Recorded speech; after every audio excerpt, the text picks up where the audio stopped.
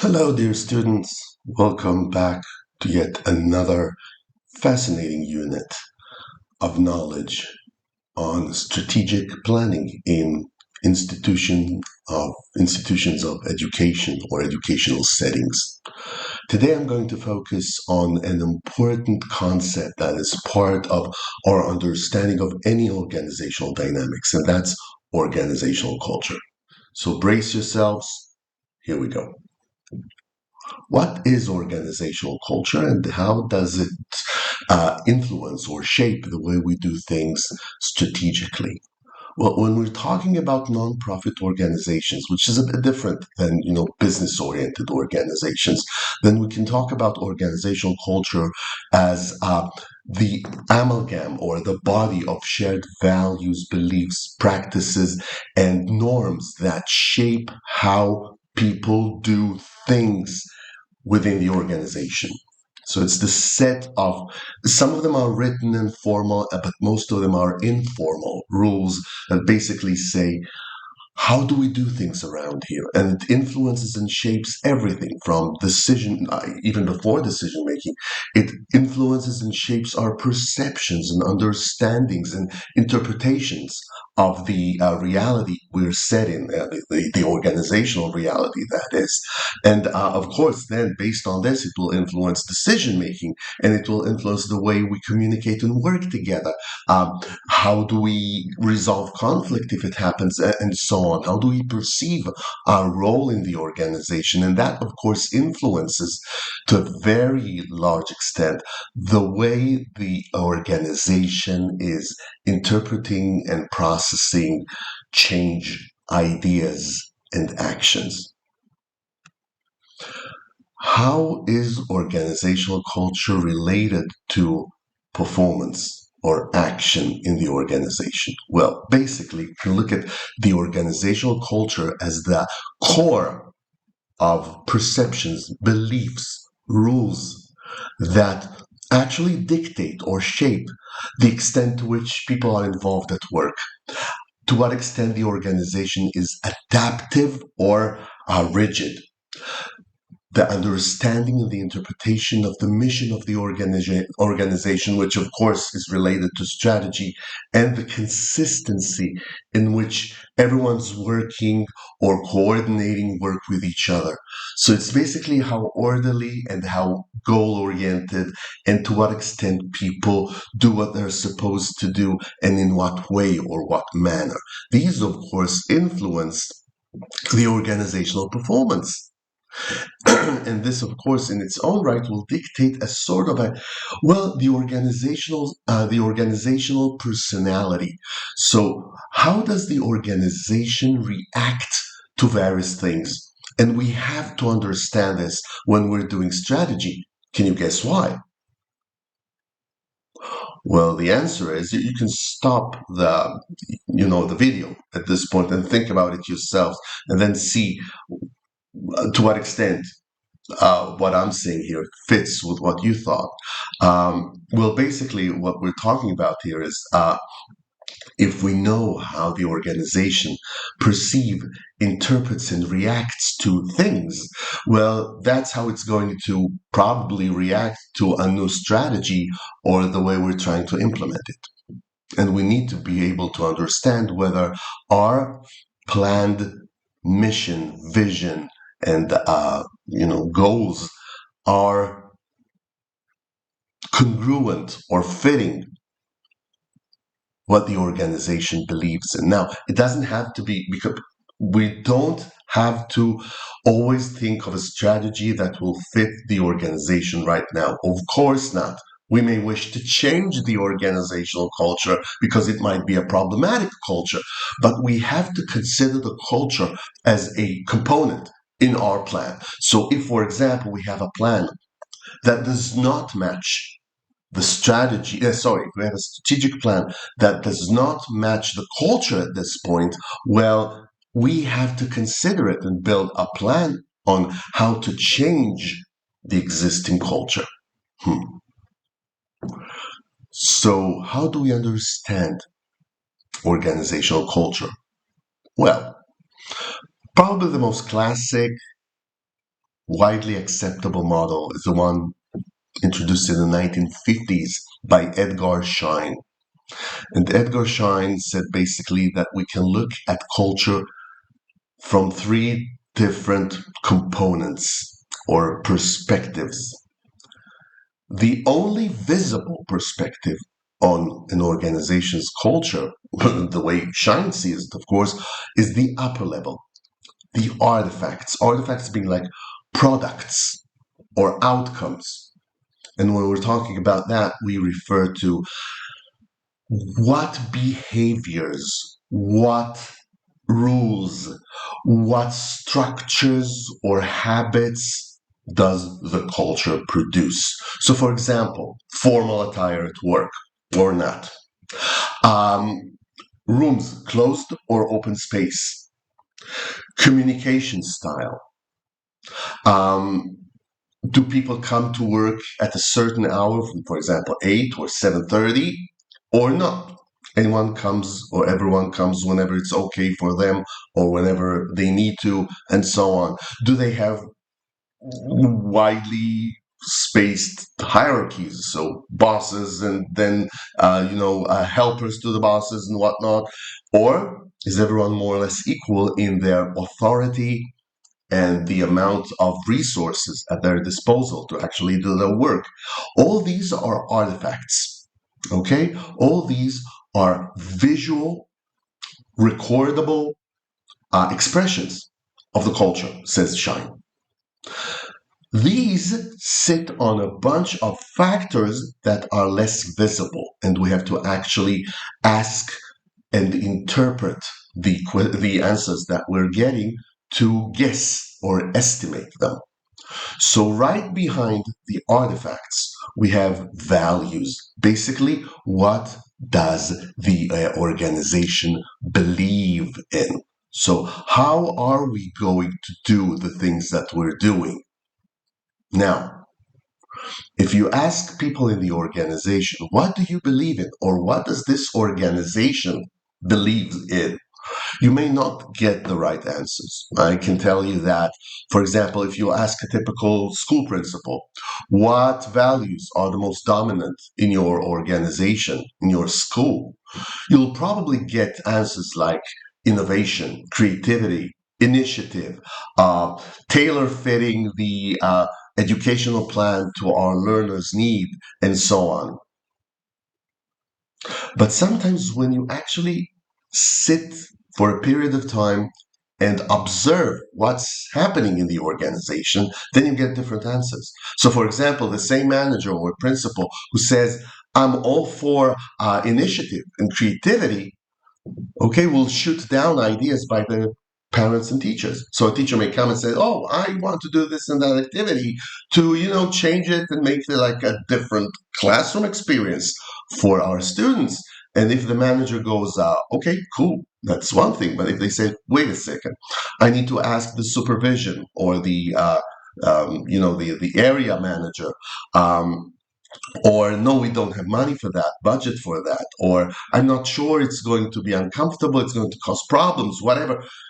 All of a sudden, we realize that despite people saying one thing, they actually implement other values. For example, make no changes, stability, keeping the quiet, or keeping an easy routine, and so on.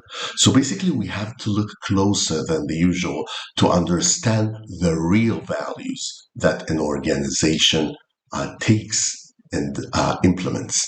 And to do this, we need to probably observe and learn decisions actually taken in the organization. What happens to initiatives when they actually happen? Are they fostered and are they encouraged, or are they stifled, getting rid of, and so on, and so on, and so on.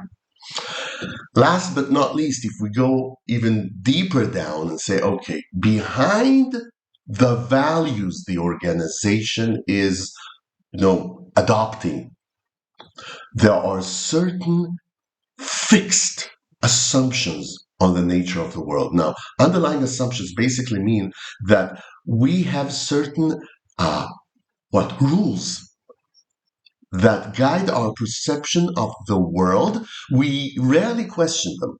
We get them as a given. We do not test them or doubt them. These are like basic rules that we believe in, and they are usually shared by most people in the organization.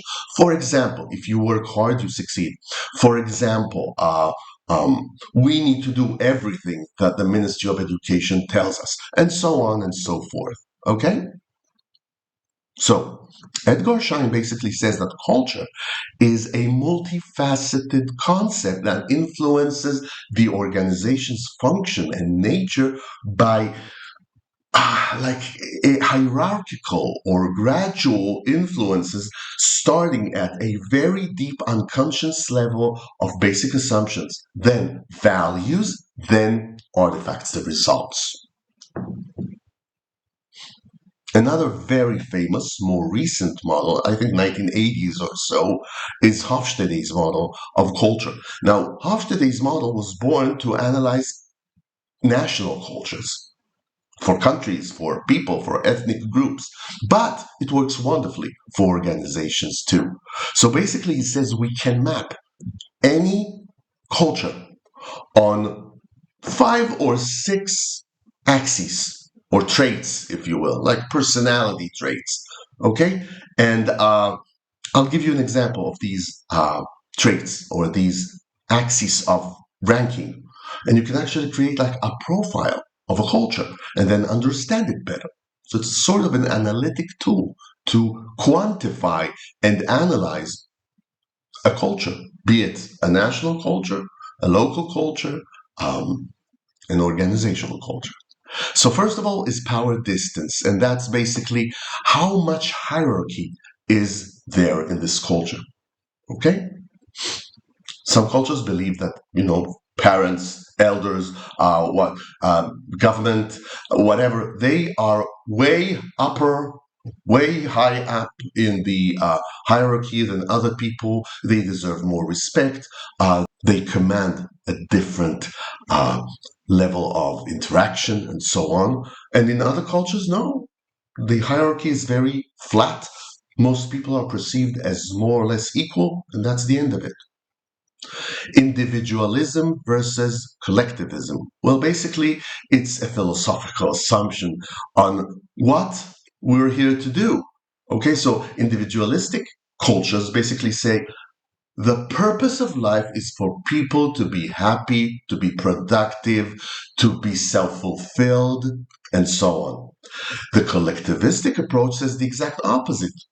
The individual does not matter much. The purpose of life is to support the ongoing benefit of a society, of a collective, of an organization, and so on. Okay? So, for example, at work, in an individualistic organization, people will think, am I happy with my job? Am I getting enough satisfaction with my job? Am I being paid for my job, an adequate amount of whatever, and so on? In a collectivistic culture, it will be, am I contributing enough to my workplace? Am I providing an added value to my organization? That's what makes us important. That's what makes us valuable in our own eyes and others, and so on. Another aspect Hofstede is talking about is the uncertainty avoidance index or axis. Uncertainty is basically a situation in which we cannot tell what's going to happen next and how are we going to act. So basically, it's a situation that causes us to feel a little bit, or very much so, helpless. And this is a very negative feeling for almost any organism. So most people do not like uncertainty when there's chaos or we don't know what's going to happen next. People vary dramatically in how they react to uncertainty. Some, don't like it perhaps, but they are okay and they manage it. And others really get very anxious and afraid and defensive and whatnot when they feel like things are not very clear to them. The same goes with cultures. And some cultures are very, resistant to uncertainty. We can look at, for example, the Israeli culture. We are quite okay with chaos. We are not comfortable with chaos, but we manage it. We live in it in the last couple of years, right? On the other hand, let's think about perhaps, I don't know what, a German culture or a Japanese culture where there's not much tolerance toward uncertainty. Usually, a culture that is low on uncertainty, so they are not good in dealing with uncertainty. They'll have lots of rules, regulations, uh, protocols for any situation, less flexibility. The exact opposite is organizations in which the culture is actually pretty comfortable with chaos, and that's more about improvisation and less rules and regulations. Masculinity versus femininity. It's not how many men or women are there in the organization, but it's more like the traditional gender roles that, we used to have once upon long ago in our culture. And that's basically masculinity is often associated with, for example, individualism, uh, competition, aggression, goal orientation, doing, making. Femininity, on the other hand, is often associated with communication, emotion, collaboration, mutual help and nurturing rather than aggression and competition, and so on. So, is the organization more about caring, more about communicating, more about working together, or is it more about do or die, if you will? Don't talk about it, do something, and so on. So, if you want to have two extremes, let's compare a typical army or military with a kindergarten. That's more or less, I think, a clear idea of the differences between two organizations, one very masculine in nature and the other one more feminine in nature. And again, I'm putting it in parentheses because I don't really think, on quote marks, because I don't really think these are relevant anymore, but we use them as categorizations. All right. So you know what I mean. Okay. Long-term versus short-term orientation, and that's actually connected also to the next one. This is why I'm saying 5 or 6, because I think the last two are basically the same thing. Indulgence versus restraint. Basically, it's about whether this culture is focused on here and now or the future, and that changes a lot of what's valued and what behaviors are encouraged. I'll give you a simple example. If I am focused on short-term results, okay? So, for example, okay, I'm not worried about the future. I'm focusing on the here and now. So I'm using, single-use disposable utensils and plates and cups and whatever because it's easier. I don't have to wash them. I don't have to prepare them. I'm hosting people, and then I'm taking all these disposable things, put them in a bag, throw away. My life is easy, easier at least, right now. But if I have a long term orientation, I'm thinking about the future of my planet, for example, knowing that these disposable things are not indestructible. They will stay, the plastic will stay in nature and will filter into the seas and the streams and whatever. And my children or my grandchildren may not have the sea to enjoy, sea creatures to enjoy, or agricultural products that will be free of plastic particulates. And then I may say, okay, perhaps it's not very comfortable for me right now. I'll have to wash the dishes. I'll have to do other things, but I will avoid using disposable utensils and cutlery and whatever, and I'll use multiple use ones, so I'm less toxic to the environment. So yes, there are, for example, a lot of studies showing that people who are more adoptive of sustainable behavior have future orientation much stronger than people who do not care much about preservation and sustainability. So that's an example. So here are like 5 to 6 aspects on which we can characterize an organization. And I challenge you, take an organization you know, the school you work in, the neighborhood you are a member of, your family, whatever, and give a grade to say like even each one of these can get a grade from 1 to 10, which in 1 it says it's very low, it's basically 0, and 10 says it's the maximum you can even imagine, and 5 is somewhere in the middle, right? And give a grade to each one of these: power distance, individualism versus collectivism, uncertainty avoidance, masculinity or femininity, long-term orientation or short-term orientation, which is basically another way of saying indulgence versus restraint, right? If you satisfy your needs right now, or you restrain your needs in for the favor of a future outcome. So here we go. Another very important model to understand organizational culture is a model presented by Cameron and Quinn, and they call it the competing values model. Why competing values? Because basically they look at every organization characterized by two axes.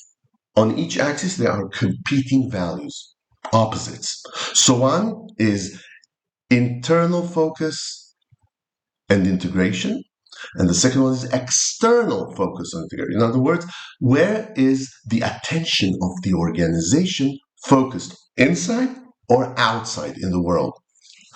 The second is flexibility versus stability, which is how the organization functions. And when we combine these two axes, if you will, or two values, if you will, we get different levels that create four specific, distinct organizational culture, according to Cameron and Quinn. Now, let's go over them real quick. The clan culture is basically a culture that is very reactive and very active. It's flexible. It's changing all the time. It's dynamic, but it's focused on the inside. It's basically like a family business, right? We care about ourselves. We manage our own benefit. We look at what's good for us, but we're willing to make changes. We're active. We're dynamic. We're initiative to get it done. So that's the clan culture. And you can think about perhaps family businesses or unions and so on, employee unions and so on. These will be good examples for the clan culture. Adhocracy culture basically says we're both flexible and open to the external world, which is basically the picture of the initiative, the business initiative, the innovator, the entrepreneur, the visionary, and so on. So most high-tech companies, most startup companies will be adhocracy culture. Basically, it's very flexible, very dynamic, and also very open to the world. So it identifies a need and initiates action regarding that need. Another one is the market culture. It is marked by high sensitivity and openness to the external world, that is, competition, the needs of our clients, and so on, but it is more stable and controlled. And they call it the market culture. Basically, think about any store, you buy it, right? They'll bring new products, of course. They'll bring new fashion objects or whatever. So they're open to what the client needs and wants, but they do it in a very similar manner and a very stable manner. Okay? Last but not least is the hierarchical culture, which is basically stable and controlling and focused inside. So basically, that's a bureaucratic organization. Okay, it is not very reactive to external needs. It is very traditional. It is worried more about what internal processes like routines, like procedures, like norms and rules, than actual needs of the clients or whatever. It is very stable. It doesn't change very often, and it is very resistant to change in its culture. Now, here's a little challenge for you. Think about your school, the school you work in, the school you teach in, or the school you're practicing to become a teacher in. What is the dominant culture that you see in your school? You can say that it's a mix. It's okay. So you can, for example, say it's mostly a clan culture, but it also has some, it also has some elements of autocracy or whatever. Think about it. See if you can give it an answer. If so, it means that you're okay working with this tool. Last but not least is a relatively modern model by Handy.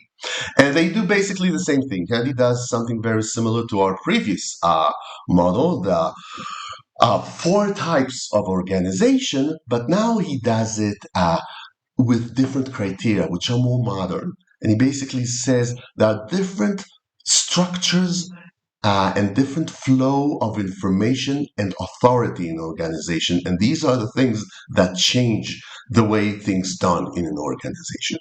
And here are the four types he describes. So basically, the power culture is a culture that's characterized by power being centralized. So the power, every authority, budget, whatever, is decided upon in one place. It doesn't have to be one person, but it'll be like headquarters or whatever. And then they provide the answers and the solutions and the assignments to everyone else. It's a very controlled environment. Information and management flows in one direction. Um, it's very quick to produce things or to make decisions because you make a decision, it flows out, it's done. There's no discussions, there's no whatever. It's military style, if you will, or it's some government offices are run this way, and so on. Role culture is basically what we call the hierarchical organization, the bureaucratic organization. So this is basically a place in which power and authority and decision making is divided into different silos or units. So this person does only A and B, and that person does just C and D, and so on. So there's a very hierarchical and very bureaucratic division of power, authority, decision making scope, resources, and so on. On one hand, it's a very controlled environment. Rules can be observed. There's less chance of corruption, for example, but things take more time and it's not very efficient, as you may guess. The third type is the task culture, and that's what we often call matrix management model, which basically means there's no fixed role in the organization for people. The organization works according to different projects, and for each project, each person gets another job or role according to their skills and abilities. So, for example, in one project, I can be the project leader, manager. In another one, I'm just a consultant, and in another one, I'm just a foot soldier. So I'm doing something for the project, but I have no authority. I don't make any decisions. I don't plan anything. I'm just producing something for them or providing some service for them. So people do not have real roles in organizations. It changes from one context to another according to the person's abilities and skills. It's considered very flexible. It's considered very effective, but it's good for small to medium size organizations. When I see matrix management systems applied in very large organizations, it's often inefficient.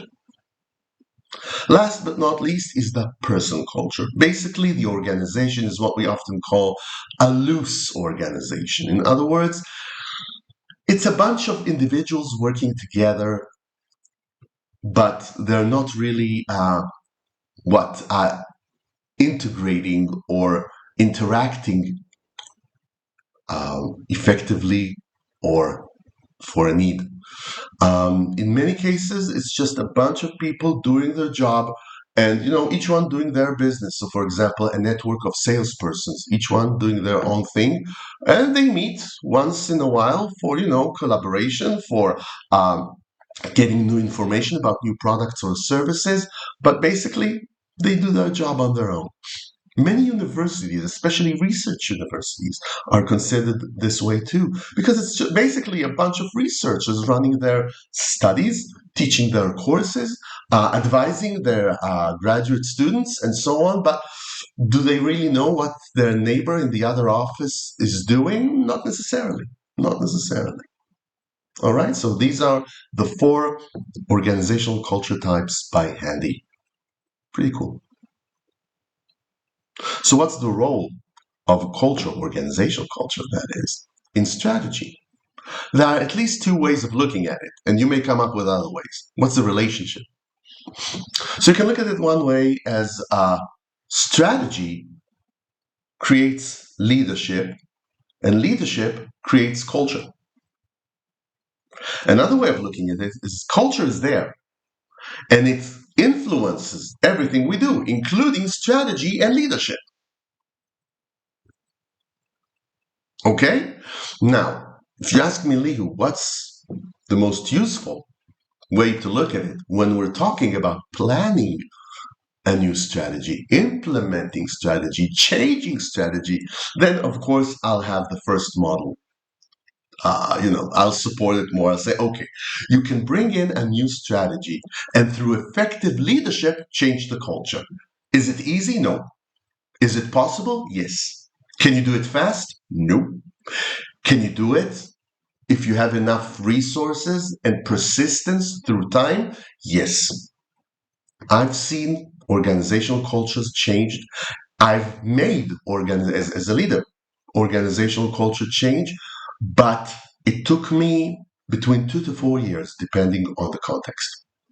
Yeah. So here we go. Culture is a very important element we need to consider to understand how to do strategy. But also, we can strategize to create, change, encourage a certain culture that will make our organization better. So sometimes I will do strategic planning just to change the culture because I understand that if the culture changes, the function of the organization will change. Okay, so that's enough for today. I hope things are clear. We don't get to meet each other much face to face, so please, if things are unclear, things are not making sense to you, you have questions, send me an email, and I promise that I will do my best to answer it. And in the meantime, see you next time.